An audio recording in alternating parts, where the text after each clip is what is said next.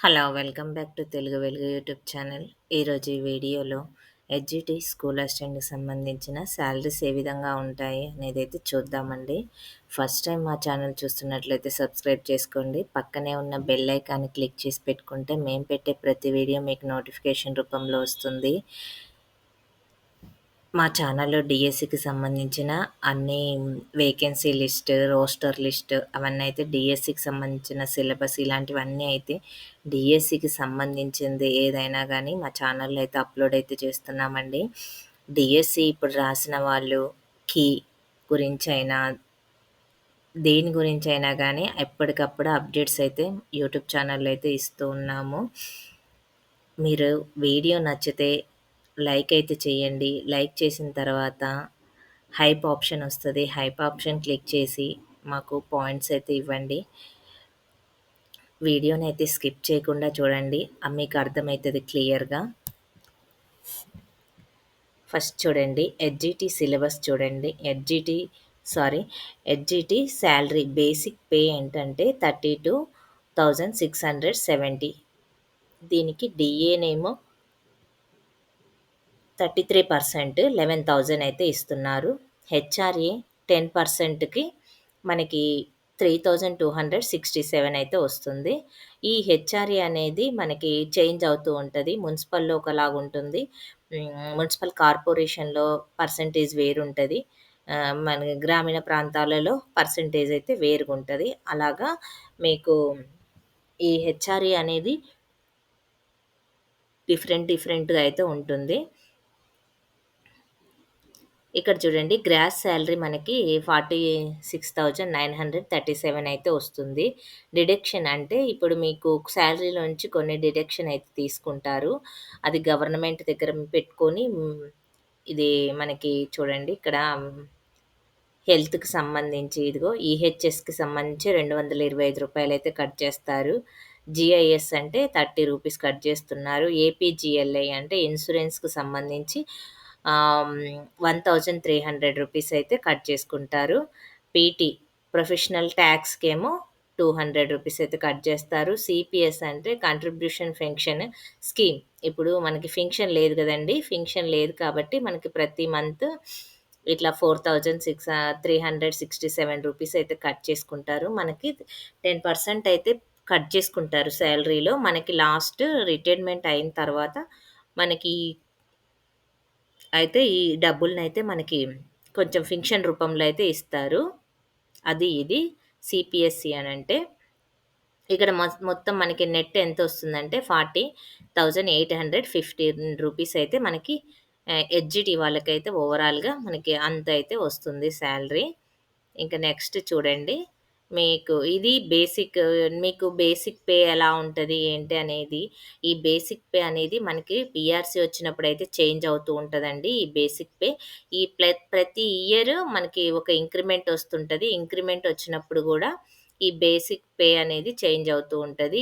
ఇది పీఆర్‌సీ మనకి స్టేట్‌లో 5 ఇయర్స్‌కి ఒకసారి ఇస్తారు. ఈ 5 ఇయర్‌కి ఒకసారి అంటే ఒక్కొక్కసారి 6, 7 ఇయర్స్ అట్లా గూడా అయితుంటది. ఒకవేళ మీకు పీఆర్‌సీ లేట్ అయిందనుకో ఐఆర్ అయితే ఇస్తారండి. ఐఆర్‌కు కొంత పర్సెంట్ అనేది ఇస్తారు. ఇక్కడ డీఏ అనేది ఎవ్రీ 6 మంత్స్‌కి ఓసారి అయితే వస్తుంది. ఇప్పుడు ఆహ్, ఇయర్‌కి 2 టైమ్స్ అయితే ఇస్తారు. ఈ 2 టైమ్స్ అనేది అటు ఇటు అవుతుంది. గవర్నమెంట్ దగ్గర ఫండ్‌ని బట్టి ఒక్కోసారి 6 మంత్స్‌కి ఇస్తారు. ఒక్కోసారి 1 ఇయర్‌కి ఇస్తారు. ఒక్కొక్కసారి 2 ఇయర్స్‌కి గూడా ఇస్తారు. లేకపోతే గిన అలాగా ఇంకా దీంట్లో ఏమన్నా మీకు డౌట్ ఉంటే కామెంట్ సెక్షన్‌లో అయితే కామెంట్ అయితే చేయండి. నెక్స్ట్ స్కూల్ అసిస్టెంట్ అయితే చూడండి. స్కూల్ అసిస్టెంట్ బేసిక్ పే ఎంతంటే 44,570 రూపీస్ అయితే ఉంటుంది. ఇక్కడ చూడండి డీఏనేమో 33% ఉంది ఇప్పుడు ప్రెజెంట్. ఇక్కడ 14,708 రూపీస్ అయితే ఉంది. ఇక్కడ డీఏ వస్తుంది. ఇక్కడ 16% అయితే మీకు ఆహ్, ఇది 10-16% వరకైతే మీకు హౌస్ రెంట్ అయితే అలవెన్స్ అయితే వస్తాయండి. ప్లస్ ఐఆర్ చూడండి. ఐఆర్ 5,700 970 రూపీస్ అయితే ఐఆర్ అయితే ఉంటుంది. ఇప్పుడు ప్రెజెంట్ ఎంత ఇస్తున్నారంటే మీకు 55,000 అయితే స్కూల్ అసిస్టెంట్ వాళ్ళకైతే వస్తుందండి. దీంట్లో మీకు డిడక్షన్ అంతా ఇవన్నీ పోగా మీకు మళ్ళీ చేతికేమో 55,000 అయితే వస్తుంది. ఇక్కడ చూడండి. ఇక్కడ సిపిఎస్‌కేమో 5,957 రూపీస్ అయితే పోతుంది. ఇక్కడ ప్రొఫెషనల్ టాక్స్ ఏమో 200 తీస్తున్నారు. ఇక్ జీపీఎల్ఐసి ఇన్స్యూరెన్స్‌కి సంబంధించి 1800, ఇక్కడ 60 రూపీస్ అన్నీ డబల్ అయినాయి ఇక్కడ కొంచెము. ఇక్కడ ఈహెచ్ఎస్‌కేమో సేమ్ తీసుకుంటున్నారండి. ఇలాగా ఉంటుంది. మీకు ఇక్కడ మనకి ఇన్సూరెన్స్ అనేది అందరికి ఒకటేలాగా అయితే ఉండదండి. మీరు పెట్టుకునే దాన్ని బట్టయితే ఇన్సూరెన్స్ అయితే చేంజ్ అవుతుంది. ఇక్కడ మీరు డిడక్షన్ తక్కువ చేసుకున్నారనుకోండి, మీకు సాలరీ ఎక్కువొస్తది. ఇక్కడ మీరు డిడక్షన్ 800 పెట్టుకున్నారనుకోండి, ఇక్కడ 1000 రూపీస్ యాడ్ అవుతది. యాడ్ అయితే ఇక్కడ 56,000 అయితే మీకొస్తుంది. ఇలాగా ఫస్ట్ టైమ్ జాయిన్ అయిన వాళ్ళకైతే స్కూల్ అసిస్టెంట్‌కైతే మినిమమ్ 55,000 అయితే అప్రాక్సిమేట్ అయితే వస్తుంది. మీకు ఈ సాలరీస్ అనేది కంపల్సరీ అని కాదండి. ఒక 1000 అటు ఉంటది. ఒక 1000 ఇటు. ఒక 2 ఆర్ 2000 అటు ఇటు అయితే ఉంటది. మాక్సిమం అయితే ఈ ఫిగర్ అయితే 55,000, ఇక్కడ 40,815 రూపీస్ అయితే కంపల్సరీగా అయితే వస్తదండి. అందుకనే ఇవి చూడండి మీరు. దీని గురించయితే మీకు అర్థమైందని అనుకుంటున్నానండి. మీకేదన్నా డౌట్ ఉంటే కామెంట్ సెక్షన్‌లో అయితే కామెంట్ అయితే చేయండి. కామెంట్ చేస్తే నేను మీ క్వెషన్‌లకైతే ఆన్సర్స్ అయితే చేస్తాను. ఒకటి అండి, నా కామెంట్ సెక్షన్‌లో ఒక కామెంట్ అయితే వచ్చింది. ఒకటి కాదు 2 కామెంట్‌లయితే వచ్చినాయి. అవేంటంటే వాళ్ళది స్పెల్లింగ్ మిస్టేక్ అయితే పడిందంట. స్పెల్లింగ్ డబల్ ఎల్ అనే లెటర్ అనేది డబల్ పడిందంట. అది ఎక్కడ అప్లికేషన్‌లో పడిందంట. అలా మీకు అప్లికేషన్‌లో పడితే ప్రాబ్లమ్ అయితే ఏముండదండి. మీరు ఒరిజినల్‌గా మీకు స్టడీ సర్టిఫికేట్స్ ప్లస్ మెమోస్ ఉంటాయి కదా! 10థ్ మెమో, ఇంటర్ మెమో వీటిలల్లో అన్నిట్లల్లో కరెక్ట్‌గా ఉందేమో చూసుకోండి. ఆ కరెక్ట్‌గా ఉన్న మెమోని తీసుకెళ్ళి మీకు రేపు కౌన్సెలింగ్ జరుగుతది కదా! కౌన్సెలింగ్ జరిగినప్పుడు మీరు చూయించండి. మీరు ఆల్రెడీ ఇప్పుడు కౌన్సెలింగ్‌కెళ్ళేటప్పుడు మన సర్టిఫికేట్స్‌ని ఏం చేయాలంటే జిరాక్స్ కాపీలు అన్నీ మనము 3 సెట్స్ అయితే తీసుకోవాలి. 3 సెట్స్ మీద మీరు ఒక 2 సెట్స్ మీద ఏమైతదంటే గెజిటెడ్ సంతకం పెట్టించుకొని స్టాంప్ అయితే ఏయించుకోండి. ఎందుకంటే ఆడ గెజిటెడ్స్ ఆయన ఏం చేస్తారంటే వాళ్ళు మీ ఒరిజినల్, మీ జిరాక్స్ 2 చూసి మీకైతే ఆ సైన్ అయితే చేస్తారు. అందుకనే మీరు అలా చేయించుకొని పెట్టుకొని అవి తీసుకెళ్ళి మీరు చూయిస్తే వాళ్ళు యాక్సెప్ట్ చేస్తారు. ప్లస్ డేట్ ఆఫ్ బర్త్ అవి అనేది ఒక దాంట్లో మిస్టేక్ ఉంటే ఏం కాదండి. అన్నిట్లలో మిస్టేక్ ఉందనుకో అది కన్సిడర్ అయితే చెయ్యరు. ఒక దాంట్లో మిస్టేక్ ఉన్నా 2, 3 మిస్టేక్ ఉన్నా ఏం కాదు. అన్నిట్లలో మిస్టేక్ అయితే పెట్టుకోకండి. ఏదైనా ఒక దాంట్లో అయితే వాళ్ళు యాక్సెప్ట్ అయితే చేస్తారు. ప్లస్ ఒకతనేమో మార్క్స్ తప్పు పె తప్పు ఎంటర్ చేశాను అని అన్నాడు అప్లికేషన్‌లో. డిగ్రీ మార్క్స్ తప్పు ఎంటర్ చేశారంట. మీరు డిగ్రీ మార్క్స్ అయినా, ఏ మార్క్స్ అయినా మార్క్స్ ఆర్ పర్సెంటేజ్ ఏది తప్పేసినా ఏం కాదండి. మీరు దాంట్లో హాల్ టికెట్ నంబర్ అయితే కరెక్ట్‌గా ఉండాలి. హాల్ టికెట్ నంబర్ కరెక్ట్‌గా ఉంటే మీకు ఏ ప్రాబ్లమ్ అయితే ఉండదు. మీరు ఒకవేళ తప్పేశారు అననంటే మీరక్కడికి కౌన్సెలింగ్‌కెళ్ళినప్పుడు వాళ్ళకి వాళ్ళు అడుగుతే మీరు చెప్పండి. అడగకపోతే ఏం లేదు. వాళ్ళు మిమ్మల్ని అడిగారనుకోండి, ఇవి ఇట్లున్నాయి, ఇదేంటి ఇక్కడ తప్పుంది అని అడిగారనుకోండి, అప్పుడు మీరు ఎక్స్‌ప్లనేషన్ చేయండి. సార్ దీంట్లో ఇలా మిస్టేక్ పడింది అప్లికేషన్ చేసేటప్పుడు. ఏది మిస్టేక్ అయితే అది ఒరిజినల్‌గా చెప్పేసేయండి. మీరు హ్మ్. ఆహ్, దాపరికం చేశారనుకో వాళ్ళకి డౌటొస్తది. ఏది రియల్ ఫ్యాక్ట్ చెప్పారనుకోండి, ఉన్న నిజం చెప్తే వాళ్ళు యాక్సెప్ట్ చేస్తారు. లేకపోతే మీకు టైం గూడా ఇస్తారండి. మీదేదన్నా రాంగ్ ఉన్నా, మిస్టేక్ ఉన్నా టైమ్ ఇస్తారు వాళ్ళు. ఆ సర్టిఫికేట్ తెచ్చుకోనీకి మీకు టైమ్ ఇస్తారు. ఆ సర్టిఫికేట్స్ ఆహ్, మళ్ళీ మీరు తెచ్చుకొని మీరైతే వాళ్ళకి మళ్ళీ చూయించొచ్చు. అందుకని మీరు ఏదున్నా గాని నిజం చెప్పండి. నిజం చెప్తే వాళ్ళు దానికి తగ్గ సొల్యూషన్ అయితే మీకు చెప్తారు. అదొకటి. ఇంకా మనకి ఫైనల్ కీ అయితే ఇంకా రాలేదండి. ఎప్పుడొస్తదనేది కన్ఫర్మ్ అయితే లేదు. అది ఇంకా ఈ వీక్‌లో వస్తదని చెప్తున్నారు. ఫస్ట్ గూడా వచ్చేసింది మనకి ఆగస్ట్ ఫస్ట్. మరి ఏ రోజొస్తదో, రేపొస్తదో అయితే తెలీదు. దాని మీదయితే హోప్స్ అయితే అందరికీ అయిపోయినాయి హోప్స్ పెట్టుకోవడము. ప్రశాంతంగుండండి వచ్చేటప్పుడైతే వస్తది. మనకి నార్మలైజేషన్ ఇవన్నీ మేబీ నేనేమనుకుంటున్నానంటే, మనకిప్పుడు చాలామందికి కొంతమందికి క్వెషన్ పేపర్‌లలో కీలో మిస్టేక్స్ వాళ్ళయి పెట్టినా గాని పెట్టనట్టు చూపిస్తుంది గదండీ! డాట్స్ మనకి మార్క్స్ చూయించట్లేదని చెప్తున్నారు కదా! వాళ్ళందరివి బ్యాకప్ తీసుకొనొచ్చి చేయాలంటే టైం పడతది కదా! అందుకని మేబీ లేట్ అయిందేమో అని అనుకుంటున్నాను. అందరూ పాజిటివ్ థింకింగ్‌తో అయితే ఉండండి. అలా వాళ్ళకి కూడా న్యాయం జేయాలి కదా! ముందే రిజల్ట్ ఇచ్చి నార్మలైజేషన్ చేసి ఇట్లా అన్నీ చేస్తే మళ్ళీ వాళ్ళు లాస్ అయిపోతారు కదా! మేబీ అందుకే ఇది లేట్ అయితుందేమని నేనైతే అనుకుంటున్నానండి. కరెక్ట్ అయితే ఇన్ఫర్మేషన్ అయితే నాకు తెలీదు. మేబీ అదే అయ్యుండొచ్చని నేను అనుకుంటున్నాను. మీకేదన్నా ఇన్ఫర్మేషన్ తెలిస్తే కామెంట్ సెక్షన్‌లో అయితే కామెంట్ చేయండి. నేను కూడా నాకు తెలిసింది ఏదైనా ఉంటే మీకు కామెంట్ సెక్షన్‌లో అయితే కామెంట్ అయితే చేస్తానండి. మీకు ఇంకా ఏమైనా డౌట్స్ ఉంటే హ్మ్. కామెంట్ సెక్షన్‌లో కామెంట్ చేయండి. ఇంకొకటండి ఒక కామెంట్ అయితే వచ్చింది. ఆ కామెంట్ ఏంటంటే వాళ్ళకి వాళ్ళ హస్బెండ్‌ది ఒక క్యాస్ట్ ఉంది. ఆమెది ఒక క్యాస్ట్ ఉంది. అయితే మీరు ఇద్దరిది వేరు బీ ఒకళ్ళది ఉంది. బీసీసీనో ఏదో బీసీ వాళ్ళకి సంబంధించి వాళ్ళ హస్బెండ్‌ది ఉంది. ఆమెది ఎస్సీ అయితే ఉంది. ఆమ ఏం ఆహ్, ఏ సర్టిఫికేట్ తీసుకోవాలి అనయితే అడుగుతుంది. ఆమ ఆమ వాళ్ళ వాళ్ళ ఫాదర్ పేరుతో ఉన్నే క్యాస్ట్ సర్టిఫికేటే తీసుకోవాలి.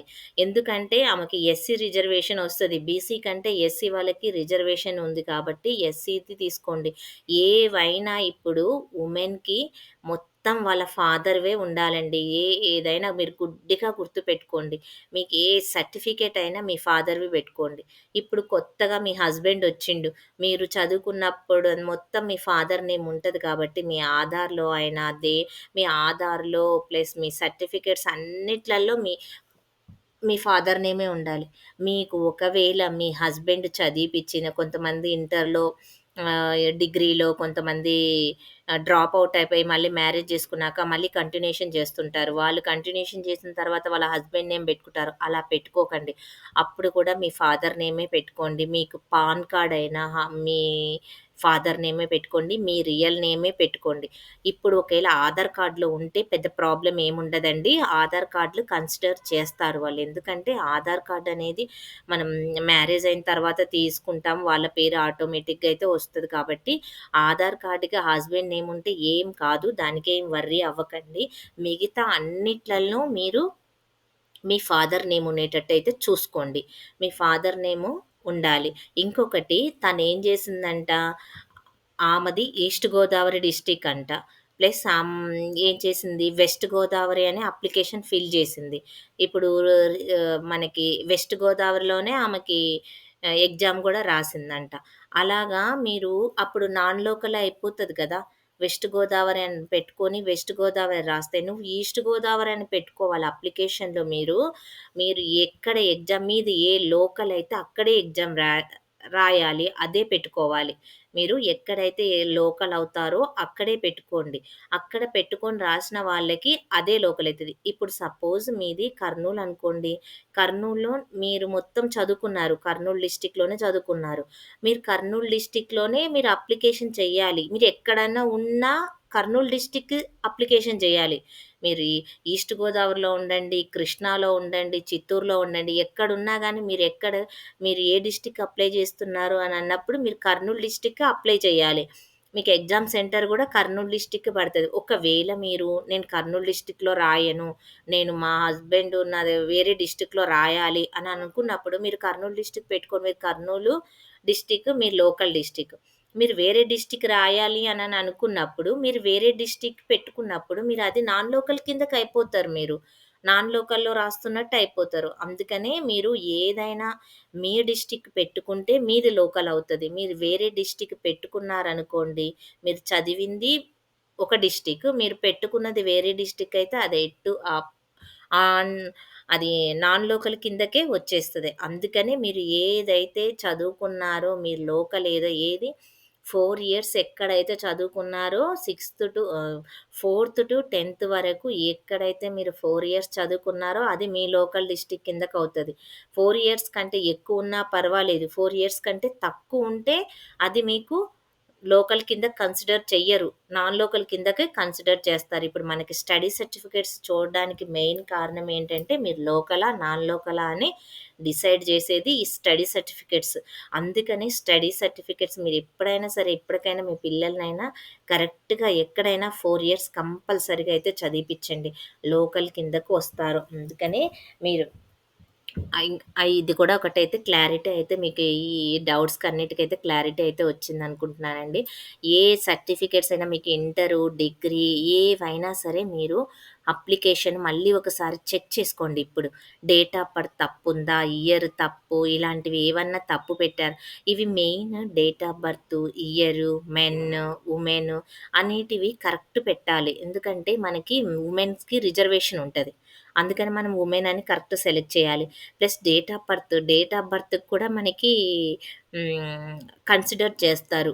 ఏజ్‌ని బట్టి గూడా పోస్ట్ ఇస్తారు కాబట్టి, మనకి డేట్ ఆఫ్ బర్త్, ఇయర్ అనేది కరెక్ట్‌గుండాలి. మన నేమ్ కరెక్ట్‌గుండాలి.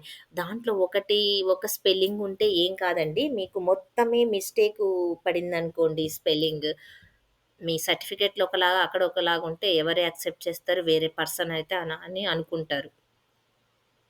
అందుకనే మీరు ఎగ్జామ్ రాసేటప్పుడే దాన్ని కరెక్షన్ చేసుకొనెళ్ళాలి. ఎడిట్ ఆప్షన్ ఇచ్చినప్పుడు మీరు ఎడిట్ చేసుకోమని చెప్పేది ఎందుకంటే, అప్పటికి ఒకటికి 2 సార్లు మీరు చెక్ చేసుకొని, అప్పుడు మిస్టేక్ ఉన్నప్పుడు ఎడిట్ ఆప్షన్‌లో మీరు కరెక్షన్ చెయ్యాలి దాన్ని. ఇప్పటికైనా పర్వాలేదు. మీరు అవి మళ్ళీ ఒకసారి ఇప్పుడు ఫ్రీగానే ఉన్నారు కాబట్టి, ఒకసారి మళ్ళీ అప్లికేషనయితే చూడండి. చూసి మీకేదన్నా మిస్టేక్ ఉందేమో చెక్ చేసుకోండి. చెక్ చేసుకొని, దానికి సొల్యూషన్ అయితే ఆలోచించండి. కొంతమంది హాల్ టికెట్ నంబర్ అయితే తప్పేసానంటున్నారు. హాల్ టికెట్ నంబర్ తప్పేస్తే ఇప్పుడు హాల్ టికెట్ నంబర్ అయితే ఇమ్మీడియేట్‌గా మీరెళ్లి కన్సల్ట్ అవ్వండి. అక్కడికెళ్ళండి. వెళ్ళి అడిగి వాళ్ళకి లెటర్ రాసిచ్చి వాళ్ళకి ఇట్లా మిస్టేక్ చేశాను నేను. ఇలా నంబర్ తప్పు పడింది మేడం అని అడగండి. ఎందుకంటే రిజల్ట్ రాకముందే మనం ఎళ్ళామనుకోండి, వాళ్ళు దాన్ని ఎంటర్ చేస్తారు. ఎంట్రీ చేసేసి దానికి నంబర్‌ని మన మిస్టేక్ చేసిన దాన్ని వాళ్ళకి ఆప్షన్ ఉంటది వాళ్ళకి. ఎంటర్ చేసి మనకి రేపు రిజల్ట్ వచ్చేటప్పటికి మార్క్స్ యాడ్ జేస్తారు. అందుకని ఎవరైనా హాల్ టికెట్ నంబర్ మిస్టేక్ పడితే అప్పుడు చెయ్యండి. మిగతావి డిగ్రీ, ఇంటర్, 10థ్ క్లాస్‌వి అవేమన్నా మీరు హాల్ టికెట్ నంబర్ మిస్టేక్ చేసినా ఆటితో ఏమైతే పెద్దగా అవి రేపు దాంట్లో చూసుకోవచ్చు. మనకి సర్టిఫికేట్స్ గూడా అప్‌లోడ్ అయితే జేయమని చెప్పారు గదా! మీరు ఆ సర్టిఫికేట్స్ అప్‌లోడ్ జేసుంటారు గాబట్టి, ప్రాబ్లమ్ అయితే ఏముండదు. మీకు మీ హాల్ టికెట్ నంబరు కరెక్ట్‌గా కొట్టారు కాబట్టి, మీరు చాలా మంది సర్టిఫికేట్స్ గూడా అప్‌లోడ్ అయితే జేశారు. ఈ క్యాస్ట్ సర్టిఫికేట్ గూడా అప్‌లోడ్ అయితే జేశారు గాబట్టి, ప్రాబ్లమ్ అయితే ఏముండదు. ఇంకా ఏమన్నా మీకు డౌట్స్ ఉంటే కామెంట్ సెక్షన్‌లో కామెంట్ జేయండి. నేను తప్పకుండా మీకైతే రిప్లై అయితే ఇస్తాను. ఇంతటితో అయితే వీడియో ఎండ్ చేస్తున్నానండి. మీకు ఈ వీడియో నచ్చినట్టయితే లైక్ అయితే చేయండి. ఈ విషయాన్ని మీ ఫ్రెండ్స్‌కైతే షేర్ అయితే చేయండి. మీరు ఎంతమందికైతే మీ ఫ్రెండ్స్‌కైతే కంపల్సరీగా ఇది ఇన్ఫర్మేషన్ ఉన్న వీడియో కాబట్టి షేర్ అయితే చేయండి. లైక్ చేయండి. లైక్ చేస్తే హైప్ ఆప్షన్ వస్తది. హైప్ ఆప్షన్ అయితే క్లిక్ చేసి మాకు పాయింట్స్ అయితే ఇయ్యండి. నెక్స్ట్ ఇంకా మీరిలా పాయింట్స్ ఇస్తే నేను మంచి మంచి వీడియోస్ అయితే చేయగలుగుతాను.